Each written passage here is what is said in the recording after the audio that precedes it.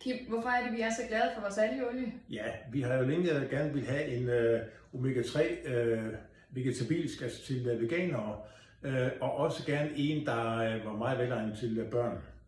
Ja, og vi har fundet en algeolie, som er på sin naturlige form. Ja. Hvad er det vil sige? Ja, det betyder, at olien den foreligger i sin naturlige form, som hedder triglycerid, og det betyder, at den ikke er opvarmet, og umættede fedtsyre de er ikke så stærke, så der er risikoen for stor for, at de bliver ødelagt uden opvarmning.